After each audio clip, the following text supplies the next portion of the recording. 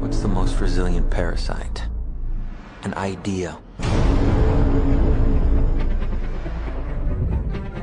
A single idea from the human mind can build cities.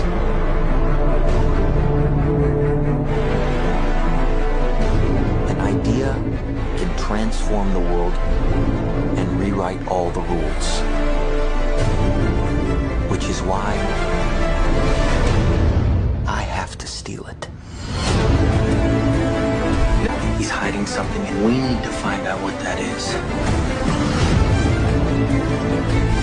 We gotta break out of here. Give him the kick!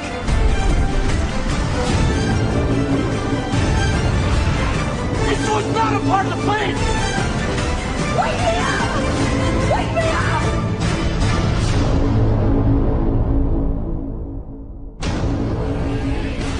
I know we have still not shattered that highest and hardest glass ceiling, but someday someone will, and hopefully sooner than we might think.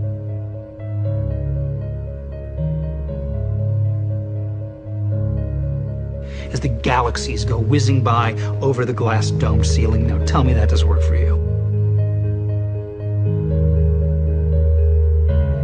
If it's true, does it change how I live my life?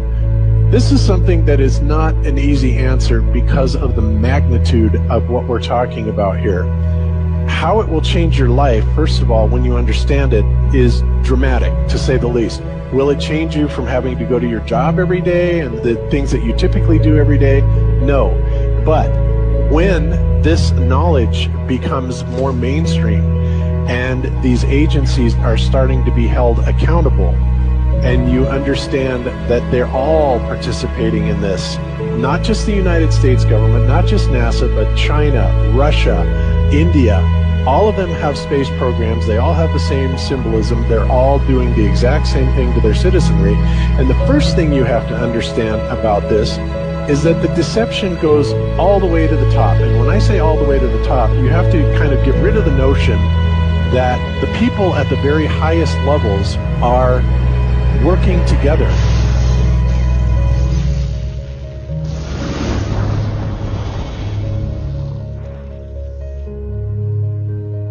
Why would they do this? Why are they trying to hide the fact that we are on an infinite plane or on a flat earth rather than a ball? Well, if you isolate people into the idea that they're on a blue marble that's in the middle of a universe that is really insignificant, and there's thousands or millions and billions of other worlds and possibly other civilizations, that makes most people think that we are insignificant and that we did actually come about as some sort of an accident.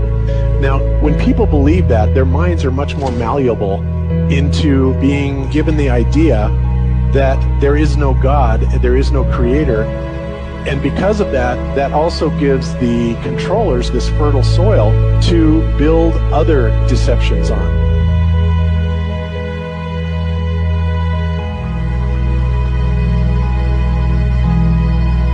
Why do you think that Truman has never come close to discovering the true nature of his world until now? We accept the reality of the world with which we're presented.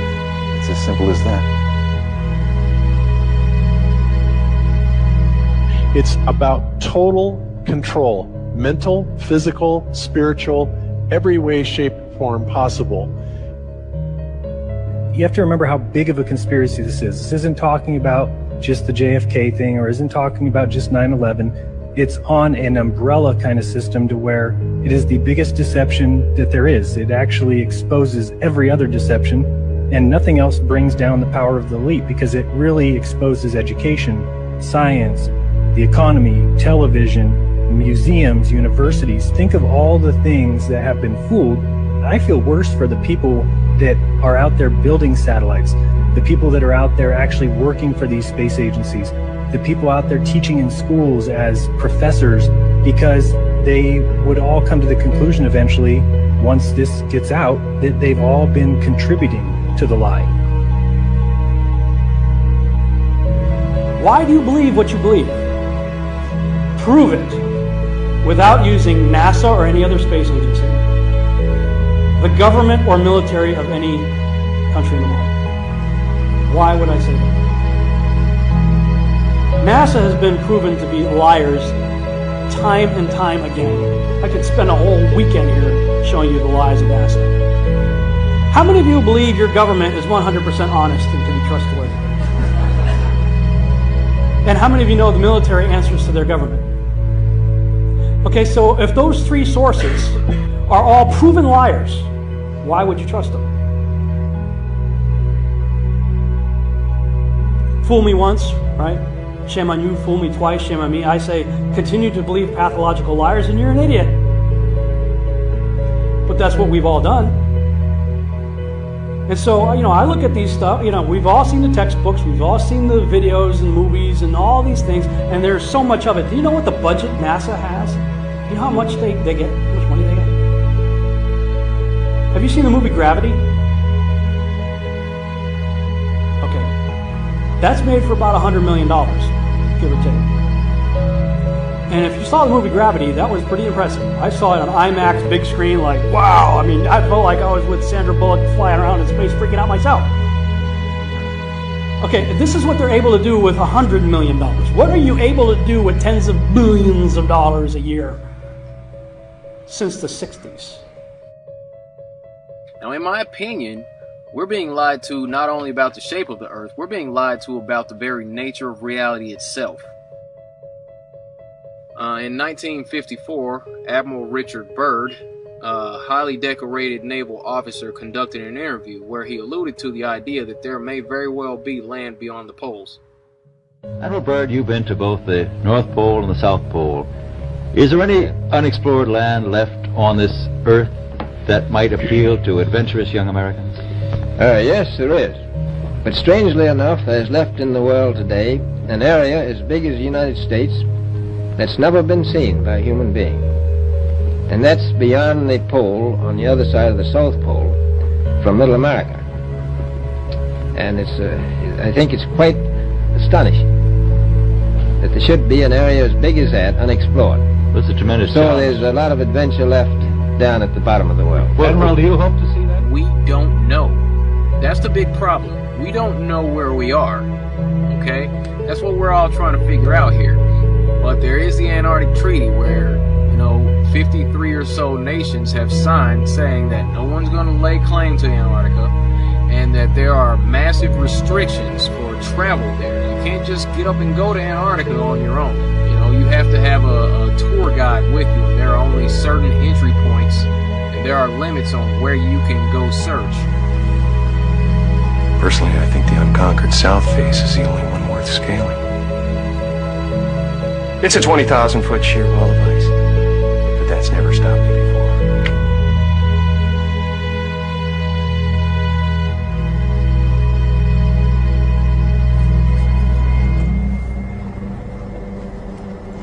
Welcome.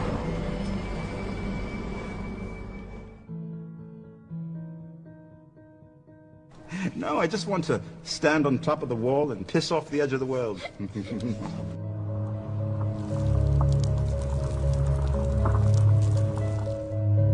What difference does it make?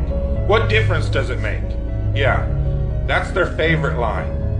Got a lot of people, what difference does it make? You can't figure out what difference it makes?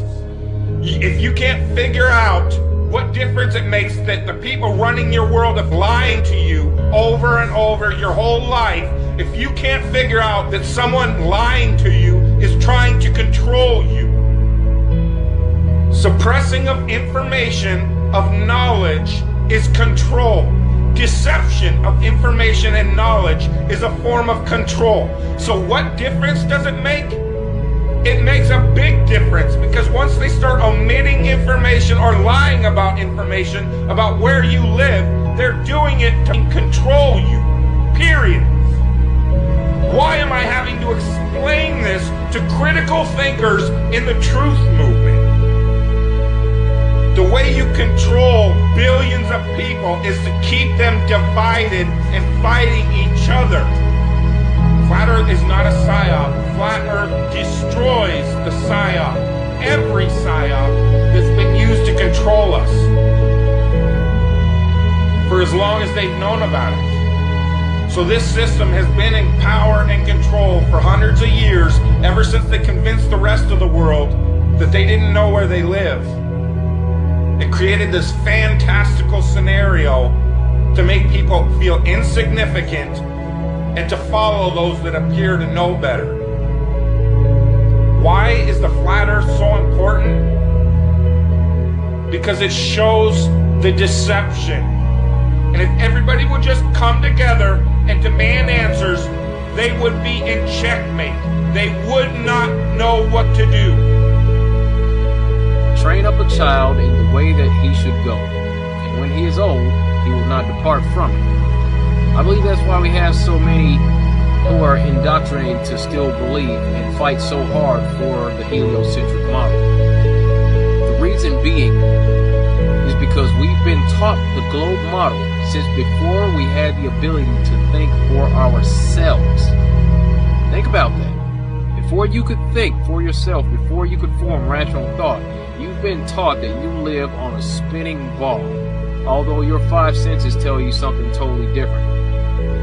Our senses tell us that the earth is flat and stationary, that the sun and moon and the stars rotate above us just as we see, that they make their annual cycles in such a way that we can calculate days, months, and years of the passage of time, just like in Scripture. The earth in itself works like a well-designed timepiece, and we all know that any timepiece that we can think of has a designer. What if the lie is to hide the existence of that designer? What if they're lying to us about this because they're hiding God? I think the earth is flat. Why? 'Cause all of my friends done fell